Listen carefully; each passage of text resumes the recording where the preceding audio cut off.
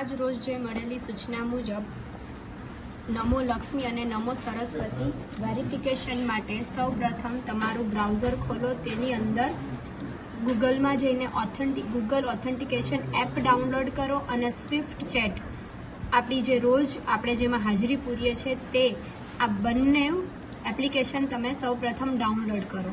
ત્યારબાદ તમારો email check કરો. એમાં ન્યૂમાં ઇનબોક્સમાં જઈને તમે કરો ચેક તો તમને એક મેલ આવેલો હશે નમો સ્કીમનો. જો ન આવેલો હોય તો સ્પામમાં જઈને તમે એ ચેક કરી શકો છો. ત્યારબાદ તમે એ નમો સ્કીમ રજિસ્ટ્રેશન પર ક્લિક કરશો એટલે નમો સ્કીમ પેમેન્ટ પોર્ટલનો આઈડી અને પાસવર્ડ આપવામાં આવશે.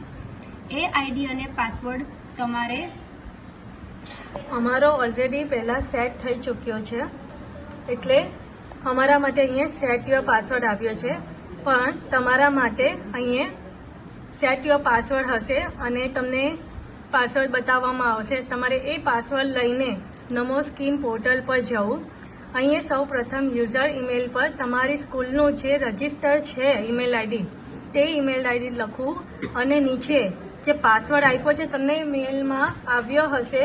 અધરવાઇઝ તમે temppass@123 લખીને તમે ન્યૂ પાસવર્ડ સેટ કરી શકો છો. નવો પાસવર્ડ સેટ કરવા માટે તમને મેલ પર પહેલાં ઓટીપી આવશે, પોતાના રજિસ્ટર ઈમેલ આઈડી પર પણ આવશે ઓટીપી. ત્યારબાદ તમને ન્યૂ પાસવર્ડ સેટ કરવાનો આવશે અને ન્યૂ પાસવર્ડ સેટ કરી લીધા પછી તમારે કન્ફર્મેશનનો પાસવર્ડ પણ સેટ કરવાનો રહેશે.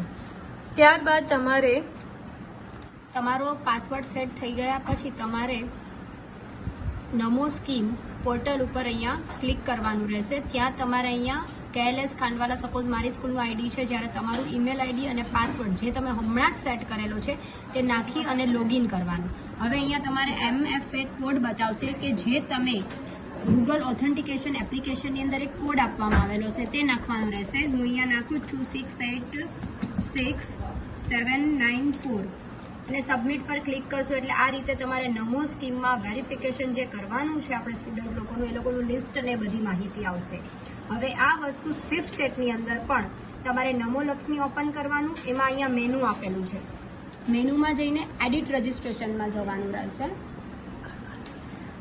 એડિટ રજિસ્ટ્રેશનની અંદર જશો એટલે તમને આ કહેશે કે તમારે ડિસ્કનેક્ટ કરવું છે કે નહીં, તો તમારે યસ આપવાનું. ત્યારબાદ તમારે નેક્સ્ટ આપવાનું છે અને તમારે અહીંયા એન્ટર પાસવર્ડ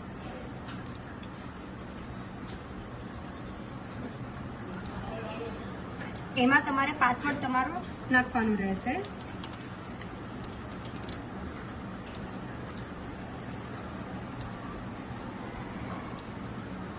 એટલે અપ્રૂવ સ્ટુડન્ટ ડિટેલ એવો એક મેસેજ આવશે, એના પર ક્લિક કરવાનું રહેશે. એના પર તમે જશો એટલે સિલેક્ટ રિસ્પોન્સ, એમાં તમે તમારા વિભાગમાં જે સ્કૂલ તમને ડીઓ તરફથી મળેલી છે તેનું એક લિસ્ટ આપશે, એના પર તમારે ક્લિક કરવાનું છે. ત્યારબાદ તમારે yes the detail are correct ઉપર અને પછી એને અપ્રૂવ કરવાની, ક્લાસ સિલેક્ટ કરવાની, બધી જ વિગત સ્ટેપ બાય સ્ટેપ તમારે કરવાનું રહેશે. Thank you.